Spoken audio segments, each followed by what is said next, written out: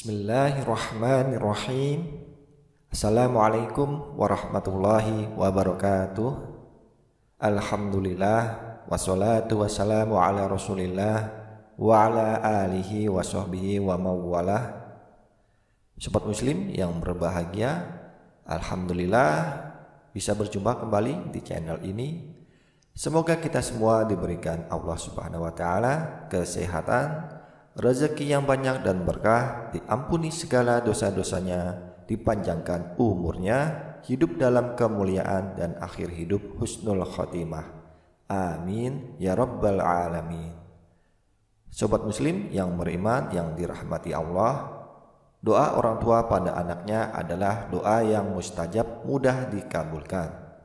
Dari Abu Hurairah radhiyallahu anhu, Nabi sallallahu alaihi wasallam bersabda, 3 doa yang mustajab yang tidak diragukan lagi, yaitu doa orang tua, doa orang yang bepergian safar, dan doa orang yang didolimi.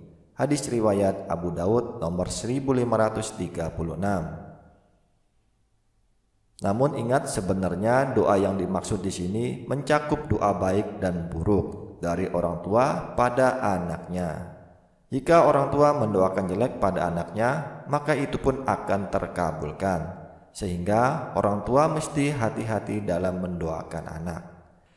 Doa jelek orang tua pada anaknya termasuk doa yang mustajab. Hal itu dibuktikan dalam kisah Juraid berikut ini. Kisah ini menunjukkan bahwa doa jelek ibunya pada Juraid terkabul. Kisah ini dibawakan pula oleh Al-Bukhari dalam Al-Adabul Mufrad. Abu Hurairah berkata, Rasulullah Shallallahu Alaihi Wasallam bersabda, tidak ada bayi yang dapat berbicara dalam buayan kecuali Isa bin Maryam dan Juraid. Lalu ada yang bertanya, wahai Rasulullah, siapakah Juraid? Beliau lalu bersabda, Juraid adalah seorang rahib yang berdiam diri pada rumah peribadatannya yang terletak di dataran tinggi atau gunung.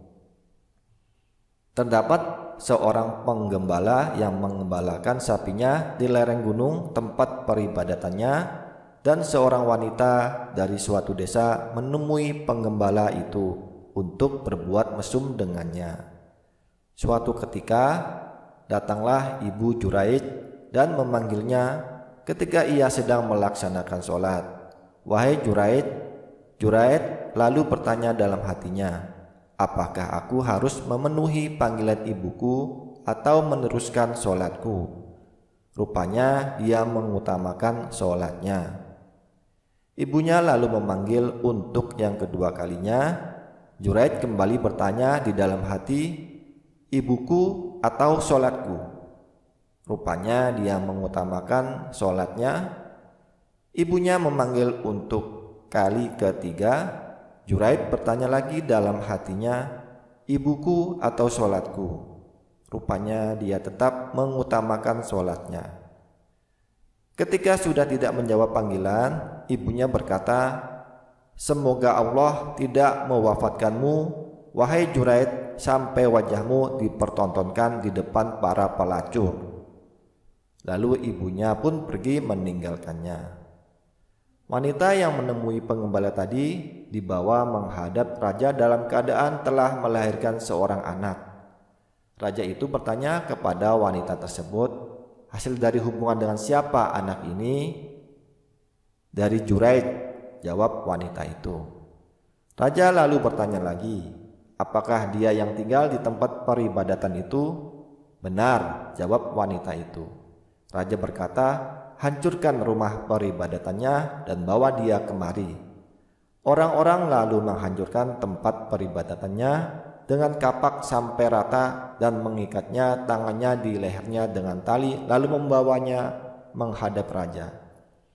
Di tengah perjalanan, Juraid dilewatkan di hadapan para pelacur. Ketika melihatnya, Juraid tersenyum dan para pelacur tersebut melihat Juraid yang berada di antara manusia. Raja lalu bertanya padanya, siapa ini menurutmu? Juraid balik bertanya, siapa yang engkau maksud? Raja berkata, dia, wanita tadi, berkata bahwa anaknya adalah hasil hubungan denganmu. Juraid bertanya, apakah engkau telah berkata begitu? Benar, jawab wanita itu. Juraid lalu bertanya, di mana bayi itu? Orang-orang lalu menjawab, itu di pangkuan ibunya. Juraid lalu menemuinya dan bertanya pada bayi itu, siapa ayahmu? Bayi itu menjawab, ayahku si penggembala sapi. Kontan sang raja berkata, apakah perlu kami bangun kembali rumah ibadahmu dengan bahan dari emas? Juraid menjawab, tidak perlu. Ataukah dari perak? Lanjut sang raja, jangan, jawab Juraid. Lalu dari apa kami akan bangun rumah ibadahmu? Tanya sang raja.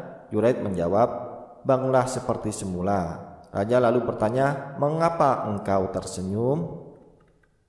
Juraid menjawab, saya tertawa karena suatu perkara yang telah aku ketahui, yaitu terkabulnya doa ibuku terhadap diriku. Kemudian Juraid pun memberitahukan hal itu kepada mereka. Diriwayatkan oleh Al-Bukhari dalam Al-Adabul Mufrad nomor 33. Maka sungguh amat bahaya jika keluar dari lisan orang tua doa jelek pada anaknya sendiri. Karena doa seperti itu bisa terkabul sebagaimana dapat kita lihat dalam kisah Juraid.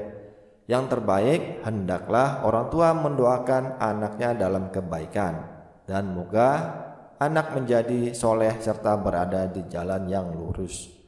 Ketika marah karena kenakalan anaknya, hendaklah amarah tersebut ditahan. Ingatlah sekali lagi bahwa di saat marah lalu keluar doa jelek dari lisan orang tua, maka bisa jadi doa jelek itu terwujud. Hendaklah orang tua mencontoh para nabi dan orang soleh yang selalu mendoakan kebaikan pada anak keturunannya. Lihatlah contoh Nabi Ibrahim alaihissalam, di mana beliau berdoa, Rabbi ja'alni muqimas sholati wa min dzurriyyati Rabbana wa taqabbal du'a. Ya Tuhanku, jadikanlah aku dan anak cucuku orang-orang yang tetap mendirikan sholat. Ya Tuhan kami, perkenankanlah doaku. Quran Surah Ibrahim ayat 40. Terima kasih, itu saja yang bisa disampaikan. Semoga bisa bermanfaat. Kurang dan lebihnya mohon dimaafkan. Wabillahi taufik wal hidayah. Wassalamualaikum warahmatullahi wabarakatuh.